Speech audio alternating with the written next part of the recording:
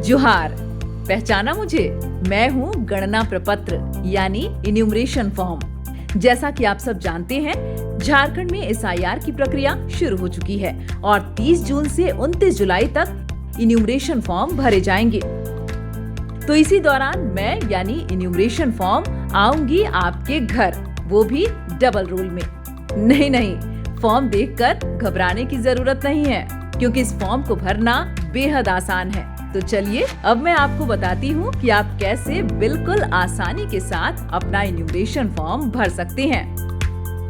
मेरे सबसे ऊपर लिखा है मुझे आपके घर पहुँचाने वाली यानी आपकी बीएलओ का नाम और मोबाइल नंबर। अब सबसे पहले आप मुझे 4 भागों में बांट सकते हैं, ऐसे।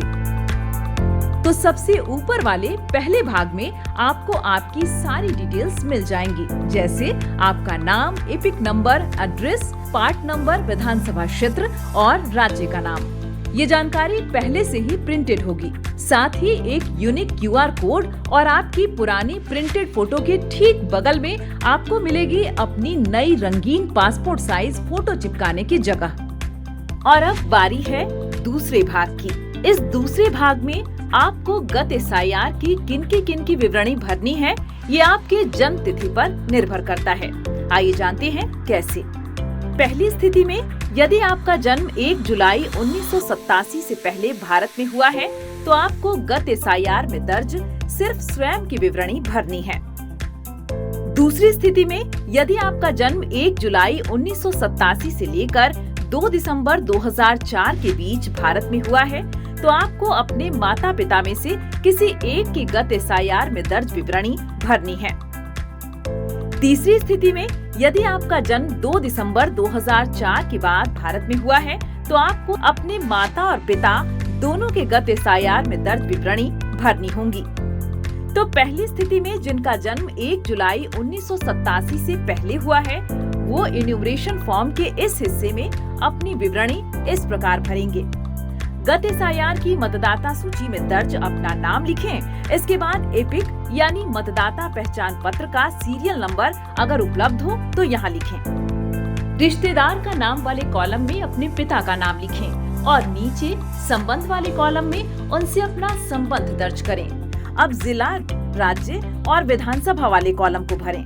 इसके ठीक नीचे बनाए गए बॉक्स में आप गत एसआईआर में दर्ज स्वयं का विधानसभा क्षेत्र संख्या, भाग संख्या और क्रम संख्या दर्ज करें। अब दूसरी स्थिति में यदि आपका जन्म 1 जुलाई 1987 से लेकर 2 दिसंबर 2004 के बीच हुआ है, तो आप फॉर्म के दूसरे भाग के दाएं वाले हिस्से में अपने माता या पिता के गत एसआईआर में दर्ज विवरणी इस प्रकार भरेंगे। नाम वाले कॉलम में माता या पिता जिनकी भी जानकारी उपलब्ध हो उनका नाम लिखें। यदि उनका एपिक नंबर उपलब्ध हो तो यहाँ लिखें। अब तीसरे कॉलम जहाँ रिश्तेदार का नाम लिखना है, वहाँ ऊपर नाम वाले कॉलम में जिनका नाम लिखा है उनके पिता का नाम लिखें। इसके नीचे वाले कॉलम में उनसे अपना संबंध लिखें। अब जिला, राज्य और विधानसभा वाले कॉलम को भरें। इसके ठीक नीचे बनाए गए बॉक्स में गत एसआईआर में दर्ज उनकी विधानसभा क्षेत्र संख्या, भाग संख्या और क्रम संख्या लिखें। अब तीसरी स्थिति में यदि आपका जन्म 2 दिसंबर 2004 के बाद हुआ है, तो आप फॉर्म के दाएं वाले हिस्से में दी गई जगह को कुछ इस तरह एक लकीर के माध्यम से 2 हिस्से में विभाजित कर लें।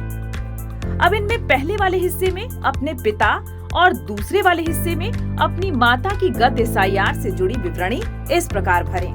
नाम वाले बॉक्स में एक तरफ पिता और दूसरी तरफ माता का नाम लिखें। एपिक संख्या वाले बॉक्स में अगर उनकी एपिक संख्या उपलब्ध हो तो दर्ज करें। रिश्तेदार वाले नाम के बॉक्स में माता और पिता दोनों के ही पिता का नाम दर्ज करें। संबंध वाले बॉक्स में उनसे अपना संबंध दर्ज करें। इसके बाद जिला, राज्य और विधानसभा वाले बॉक्स को भरें।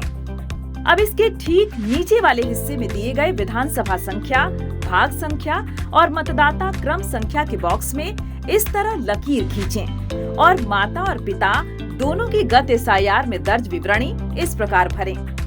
विधानसभा क्षेत्र संख्या वाले बॉक्स में गत एसआईआर में दर्ज माता और पिता दोनों की विधानसभा क्षेत्र संख्या लिखें।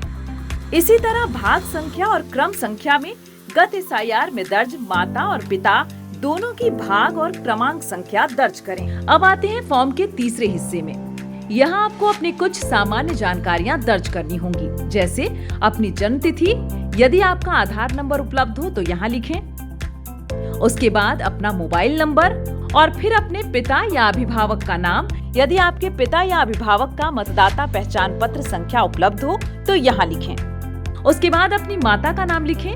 यदि उनका मतदाता पहचान पत्र संख्या उपलब्ध हो तो आप उसे भी अगले कॉलम में दर्ज करें। यदि आवश्यकता हो तो अगले कॉलम में अपने पति या पत्नी का नाम और उनका मतदाता क्रमांक दर्ज करें। लीजिए, आपने अपना इन्यूमरेशन फॉर्म लगभग भर ही लिया है, लेकिन अभी बाकी है सबसे जरूरी काम। इन्यूमरेशन फॉर्म के चौथे हिस्से में 3 महत्वपूर्ण घोषणाएं लिखी हैं। यदि आप स्वयं अपना इन्यूमरेशन फॉर्म भर रहे हैं तो इसे ऐसे पढ़ें। ऊपर उल्लिखित मतदाता, जो कि मैं स्वयं हूँ, ने किसी अन्य देश की नागरिकता प्राप्त नहीं की है।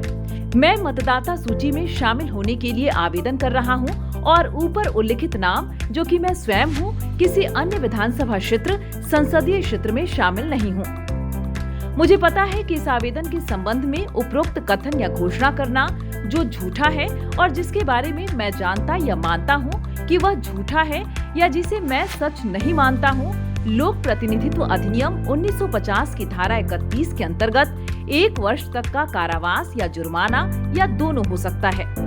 और यदि आप परिवार के किसी अन्य सदस्य के लिए इन्यूमरेशन फॉर्म भर रहे हो तो इसे ऐसे पढ़ें। ऊपर उल्लिखित मतदाता, जो कि मेरे परिवार का सदस्य है, ने किसी अन्य देश की नागरिकता प्राप्त नहीं की है।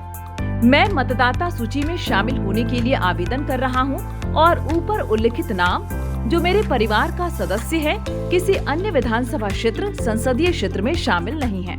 मुझे पता है कि इस आवेदन के संबंध में उपरोक्त कथन या घोषणा करना जो झूठा है और जिसके बारे में मैं जानता या मानता हूँ कि वह झूठा है या जिसे मैं सच नहीं मानता हूँ, लोक प्रतिनिधित्व अधिनियम 1950 की धारा 31 के अंतर्गत 1 वर्ष तक कारावास या जुर्माना या दोनों हो सकता है।